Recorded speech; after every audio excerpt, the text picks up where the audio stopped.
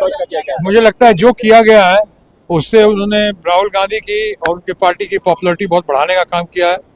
तो लोगों की तमाम सहानुभूति आप राहुल गांधी और उनकी टीम के साथ रही है कि क्या गलत कर रहे थे वो। अगर दलित से पिछड़ों से मिलने जा रहे थे, छात्रों से मिलने जा रहे थे, तो कौन सा गुनाह कर रहे थे वो। अब इसका जो है, अब चूंकि आपने कहा है कि FIR हो गया है, ये उनकी लोकप्रियता बढ़ाने के लिए, ये कहते हैं ना कि कहावत है कि जब ऐसे दोस्त हों तो दुश्मनों की क्या आवश्यकता है। राहुल गांधी का ट्रिप जो है बिहार में बहुत ही कामयाब रहा, बहुत ही सफल रहा और बहुत लोकप्रियता उनकी बढ़ी। सवाल उठा रहे हैं सर इंडिया। हाँ वो शबरीम दरभंगा गए थे सर, वहाँ पर भी आपको नहीं जाने दिया गया, क्या कहेंगे सर जिस तरीके का आपके साथ बर्ताव वहाँ पर? नहीं देखिए, आज गया पहले मतलब इनको कोई प्रॉब्लम दिख नहीं रहा था, मगर अचानक उन्होंने फिर रोकने की कोशिश की, मगर ठीक है हम चले गए, हमने जो करना था कर दिया। जाति जनगणना की बात की मैंने वहां पे, और ये कहा कि देखिए जो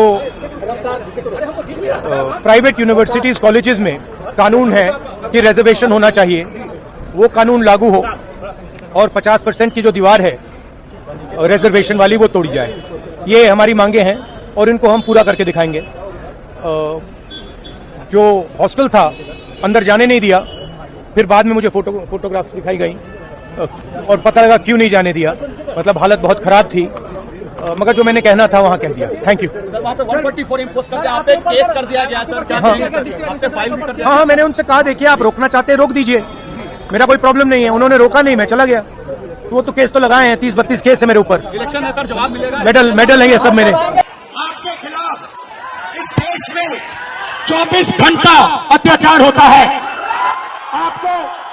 आपको दबाया जाता है, आपको शिक्षा के सिस्टम में रोका जाता है, आपके खिलाफ पेपर लीक किया जाता है और आपके करियर को रोकने के लिए, खत्म करने के लिए किया जाता है।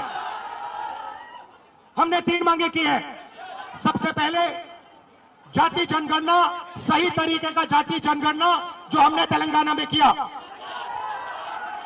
दूसरी बात, कानून हिंदुस्तान का कानून है कि प्राइवेट कॉलेजेस और यूनिवर्सिटीज में आरक्षण होना चाहिए और ना नरेंद्र मोदी ना बिहार की सरकार उस कानून को लागू कर रही है।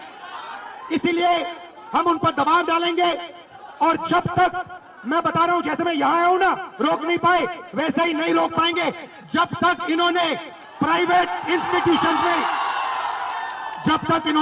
इंस्टीट्यूशंस में रिजर्वेशन नहीं किया, तब तक हम आगे बढ़ते जाएंगे, लड़ते जाएंगे। क्योंकि आप 90% हो, आप अपनी स्ट्रेंथ समझो, आपको भटकाकर, डराकर, दबाकर, आपके ध्यान को इधर उधर करके आपको रोका जाता है। इस देश में आपके लिए कोई जगह नहीं है। 90% के लिए इस देश में कोई रास्ता नहीं है। आप ब्यूरोक्रेसी को देखो, सीनियर ब्यूरोक्रेसी में आपके कितने लोग, 0। आप कॉर्पोरेट इंडिया को देखो, कॉर्पोरेट इंडिया में आपके कितने लोग, 0। आप हाई कोर्ट देखो, आपके कितने लोग, 0। आप एजुकेशन सिस्टम के मालिकों को देखो, मेडिकल सिस्टम के मालिकों को देखो, आपके लोग कितने, 0। मगर मनरेगा की लिस्ट निकालो, आपके लोगों से भरी हुई है। मजदूरों की लिस्ट निकालो, आपके लोगों से भरी हुई है। सारे के सारे कॉन्ट्रैक्ट, सारा का सारा धन 5-10% के हाथ में जाता है और आपको उल्टी सीधी बात बताकर आपके ध्यान को इधर उधर कर दिया जाता है। आपको एक साथ खड़ा होना है और 3 मांगे हैं। पहली मांग जाति जनगणना, दूसरी मांग प्राइवेट इंस्टीट्यूशंस में, प्राइवेट स्कूल्स और कॉलेजेस में रिजर्वेशन, अति पिछड़ा का, ओबीसी का, दलित का, आदिवासी का। तीसरी बात, SC ST सब प्लान जो आपका पैसा है